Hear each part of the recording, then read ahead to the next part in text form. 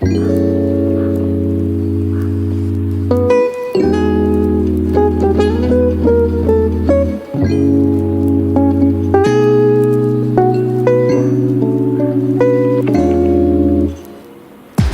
welcome back to Amber Kitchen. Balik lagi bersama gue Mike.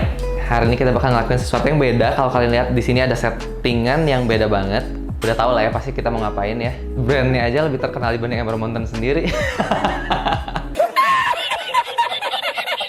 Dan kita juga mau terima kasih kepada penonton yang udah ngedukung kita. Kalau kalian lihat, kita udah punya peralatan baru, sih. Karena dukungan kalian, nonton kita terus, akhirnya kita bisa upgrade terus. Hasilnya juga semoga bisa jadi lebih baik lagi ya. Tanpa berlama-lama lagi, langsung aja kita panggil special guest kita. Please welcome. Halo Oke. semua, halo Mike. Halo. Nah, boleh perkenalkan diri terlebih dahulu nih. Oke, halo semuanya. Perkenalkan nama saya Neisa Valeria. Saya adalah founder dari Havila Gourmet Tea. Oke. Nah, kira-kira kita hari ini mau ngapain ini? Ya, jadi siang hari ini kita bakalan brewing teh. Di sini tuh aku siapin peralatan, tapi peralatannya nggak terlalu ribet sih. Justru pengen memperkenalkan dan juga mengajak teman-teman supaya bisa enjoy teh di rumah tanpa perlu punya peralatan yang fancy gitu. Karena esensi teh itu lebih kepada gimana cara kita menikmatinya. Oke, langsung aja tuh nih. Oke.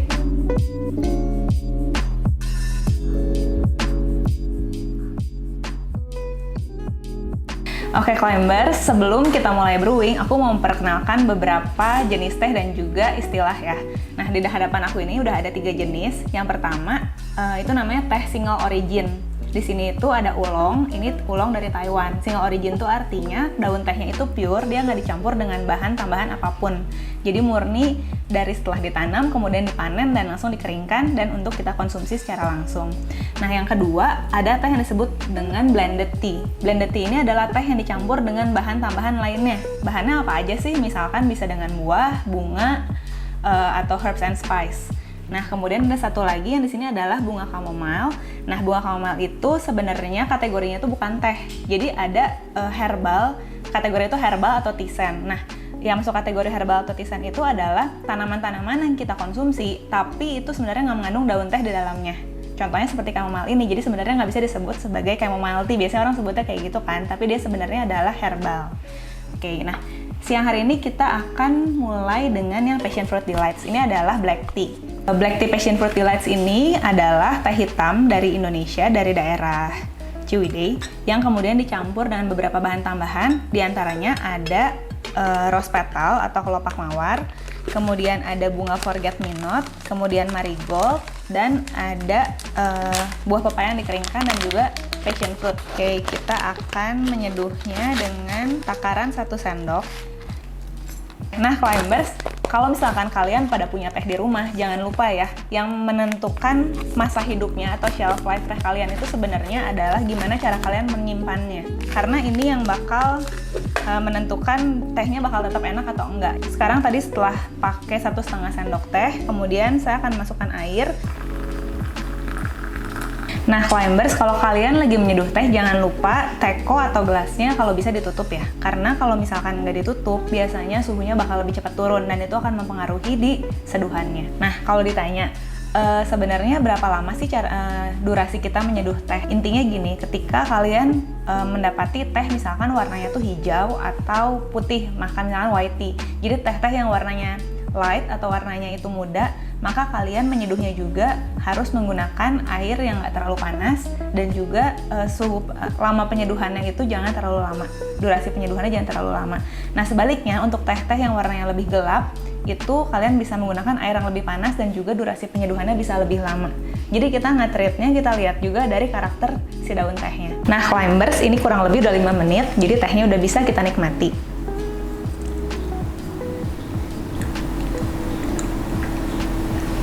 Misalnya, teko kalian itu ada saringan di dalamnya, jangan lupa untuk selalu kita take out atau kita angkat.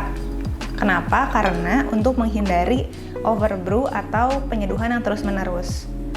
Nah, jadi seperti ini. Kenapa sih overbrew itu krusial banget? Karena gini, untuk jenis teh-teh tertentu, terlebih misalkan teh hijau atau teh putih, sayang banget kalau tehnya rasanya jadi rusak karena dia overbrew atau terendam terlalu lama. Jadi dipastiin kalau misalkan kalian habis seduh, saringannya diangkat. Oke. Nah, sekarang kita cobain tehnya ya. Aku panggil Mike ya. Mike, cobain tehnya yuk. Nah, ini saat yang dinanti-nanti. Oke, aku taruh bawah ya soalnya Ya. panas. Nah, ini gimana cara minumnya, langsung aja atau gimana? Nah, sebenarnya gini, kalau misalkan minum teh, aku tuh ingin juga sih kayak memperkenalkan kalau minum teh jangan langsung kayak diglek-glek gitu aja. Tapi kita lebih lebih berkesadaran, atau zaman sekarang tuh lagi musim orang bilangnya mindful. Jadi kita menikmatinya itu dengan apresiasi. Jadi misalkan kita cium aromanya dulu. Kadang-kadang tuh kita lupa loh menikmati hal-hal kecil kayak gitu. Jadi langsung glek-glek aja. Jadi teh tuh kayak kita minum air putih gitu. Cium aromanya dulu, terus pelan-pelan baru diteguk. Oke. Teguknya juga pelan-pelan. Ini agak panas ya, hati-hati. Aduh, wangi banget.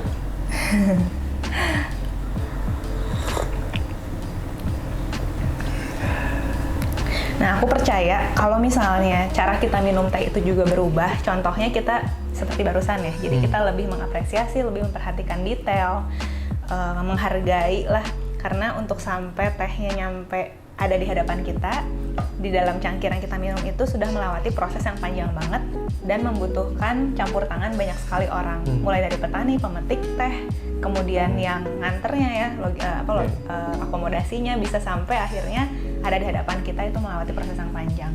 Termasuk yang nge-packingnya jadi hafal latte ya. termasuk yang nge-packing, termasuk yang nge-blend, kita iya. yang nge-blend, bikin ramuan atau formulasi blend itu juga melewati proses trial and error yang panjang gitu. Riset dulu. Wah, panjang Betul. Terima kasih udah diingetin. Ini tuh bisa jadi momen kontemplatif sih kalau minum teh. Makanya aku juga kayak encourage mulainya dari orang terdekat dulu sih. Kayak misalkan tiap sore atau misalkan pagi. Kalau aku lebih ke pagi sih. Kita cari waktu untuk tenang, jadi kayak slow time gitu, slow time of the day. Terus kita minum teh, menikmati teh bisa sambil misalkan kalau yang memang suka meditasi atau misalkan olahraga. Setelah olahraga bisa menikmati teh supaya kita lebih siap menghadapi hari. Oke, kalau gitu yang berikutnya kita coba seduh teh oolong, dan kita akan coba dengan saringan bola kayak gini. Lu suka oolong ya? Suka. Oke. Soalnya gini, gue suka deg-degan karena kebanyakan kalau ketemu anak-anak muda ketika dibilangin oolong, orang langsung mikirnya kayak bapak-bapak tua ya. gitu. Ingatnya engkong-engkong gitu kan. Dulu juga sebenarnya oolong tuh bukan teh yang gue bukan sesuatu yang kayak gue familiar. Nah, setelah gue belajar teh, gue baru tahu ternyata oolong itu kaya banget, luas banget, dan justru paling menarik buat dieksplor menurut gue ya. Jadi personal opinion gue tuh paling suka kategori teh oolong kalau sekarang. Gitu. Nah, orang suka nanya nih, oolong tuh apa sih sebenarnya? Teh oolong itu adalah kategori teh yang berada in between teh hijau sama teh hitam. Jadi kalau teh itu kita sebenarnya bicara level oksidasi, Mike. Jadi bukan fermentasi, tapi lebih ke arah oksidasi. Kalau misalkan teh hijau itu nggak dioksidasi sama sekali, makanya warnanya tetap kayak natural state-nya, dia tetap hijau. Sedangkan kalau teh hitam, kebalikannya itu adalah teh yang dioksidasi sepenuhnya, makanya warnanya segelap itu. Nah, oolong tuh in between, jadi oolong tuh bisa dioksidasi rendah, bisa dioksidasi tinggi. Dia bisa rasanya tuh bervariasi banget gitu. Ada oolong kalau yang oksidasinya rendah, dia biasanya rasanya mirip ke green tea. Tapi kalau misalkan dia oksidasinya tinggi, itu rasanya lebih mirip ke black tea karakternya. Nah, teman-teman kalian bisa cek juga. Biasanya kalau misalkan merek-merek teh zaman sekarang rata-rata mereka tuh udah pay attention banget kok sama cara seduh tuh kayak apa. Jadi biasanya pasti ada keterangannya. Ini aku bawanya yang Hakila ya tentu saja. Jadi ada keterangannya itu kira-kira seduhnya itu rasionya berapa takarannya, kalian lihat aja di keterangan kemasannya masing-masing. Nah, kenapa aku bilang saringan bola ini sesuatu yang mudah ditemui? Karena saringan ini bisa dibilang yang paling umum kali ya, salah satu saringan yang paling umum, cuman mungkin diameternya memang beda-beda. Nah, aku suggest kalau misalkan kalian mau beli saringan kayak gini, carilah yang diameternya tuh rada gede kayak gini, 7 cm. Ada yang 5 cm, ada juga biasanya tuh yang kecil banget. Nah, kalau yang kecil banget itu aku nggak terlalu rekomen. Kenapa? Karena daun tehnya tuh kasihan. Dia nggak bisa kebuka, apalagi misalkan contoh ya kayak teh yang ini. Ini kan oolong, dan dia tuh dibentuk sedemikian rupa sampai jadi kayak bola-bola gitu. Gue langsung buang yang punya gue karena yang gue kecil. Gitu ya. Gue langsung merasa berdosa. Ini sebenarnya teh tuh ada manfaat buat kesehatan nggak sih? Oh, ada banget. Nah, tapi ini tricky. Kenapa? Karena sebenarnya tiap teh itu beda-beda. Yang kalau misalnya kita mau apa ya, benar-benar itu valid ya harus dicek satu-satu ke ini sih secara laboratorium. Oh ya ngomong-ngomong sebenarnya Hafila tuh baru ngeluarin range wellness sih buat kesehatan. Tapi maksudnya kita tetap bilangnya itu tuh helps you gitu, support you, tapi bukan kayak klaim ini tuh pasti bikin lo kayak gini. Iya, kayak gitu gua anti sih kita. Kayak sekarang kita tuangin airnya. Ini airnya kurang lebih suhunya, karena ini adalah oolong, ini suhunya kurang lebih 90 derajat.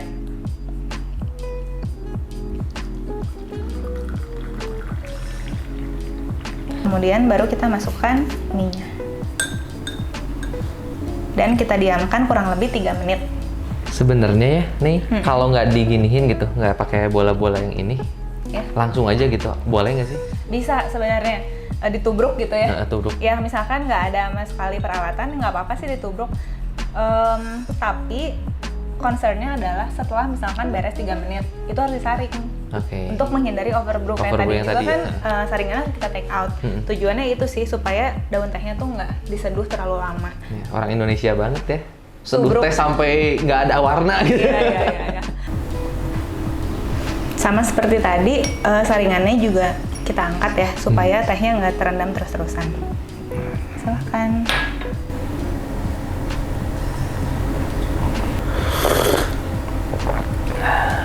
Bagus tuh tadi lo slurping. Jadi sebenarnya kalau di dunia mungkin sama sih kopi, wine, teh itu sebenarnya kalau kita lagi tea tasting itu memang di slurping. Jadi bukan sipping, jadi bukan kayak glug gitu aja, tapi di slurping. Tujuannya apa sih? Nah tapi slurping itu memang biasanya digunakan pas lagi tea tasting sih gitu. Tujuannya supaya semburan cairannya itu menyelimuti seluruh permukaan mulut. Jadi di taste buds kita juga semuanya tuh kena. Kalau kita cuma sipping itu cuma sekali jalan dan di tengah doang gitu. Jadi lebih full flavornya kalau misalnya kita slurping. Nah itu tuh banyak orang kesulitan loh slurping. Sampai kesedek ya? Iya, banyak yang nggak bisa. Udah gitu kayak udah cukup keras belum nih suaranya gitu. Tapi si wanginya lebih kuat yang tadi ya, yang barusan? Atau bener nggak sih? Nah jadi gini, ini warnanya juga dari warna kan kayak muda banget nggak sih? Ya karena ini adalah light oolong. Jadi oksidasinya itu ringan atau rendah sehingga dia karakternya lebih mirip ke teh hijau. Jadi dari warna, dari rasanya, dari aroma juga dia lebih ke teh hijau daripada biasanya kalau kita di Indo, kalau kita dibilangin teh oolong, kita tuh kebayangnya kayak teh oolong di restoran Chinese food, yang mana biasanya smoky, terus dark banget warnanya yang kayak gitu kan.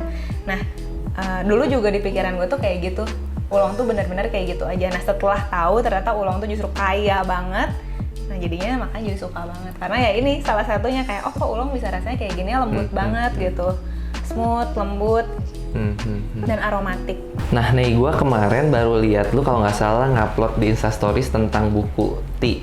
Nah kan tadi kita udah bahas-bahas tentang teh tuh. Nah itu tuh ada, kalau kita mau memperdalam bisa dibaca lewat buku itu ya? Bisa. Nah jadi di buku ini judulnya For the Love of Tea, ini dibikin atas dasar ya emang karena kecintaan gue sama teh sih. Di sini sebenarnya gue lebih pengen berbagi.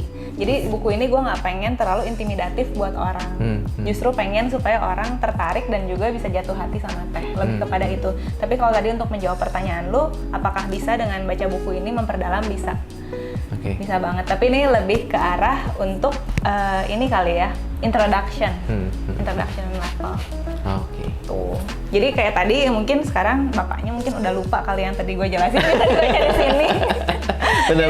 Nah di sini ada kayak ada tabel buat keterangan kayak misalkan kalau nyeduh black tea itu suhunya berapa sih, durasinya berapa lama, untuk nyeduh white tea itu berapa lama, suhunya berapa dan lain sebagainya, semuanya tuh ada di sini. Itu salah satu guideline yang paling dasar lah buat kita menikmati teh. Sekali lagi mungkin bukan untuk mengintimidasi, oh harus segini, enggak, tapi buat kita bisa ngerasain yang paling oke-nya ya. Oke-nya tuh kayak gimana sih sehingga kita jadi kita juga ngelatih sensori kita sebenarnya dan kayak gitu, bukan pengen bikin orang jadi kayak lebih ribet. Pemilih jadi picky, jadi ribet gitu, tapi lebih kepada kita itu sebenarnya self appreciation sih menurut aku. Ketika kita memperhatikan apa yang kita masukkan, apa kita konsumsi, cara kita mengkonsumsi, itu salah satu bentuk self love dan juga self appreciation.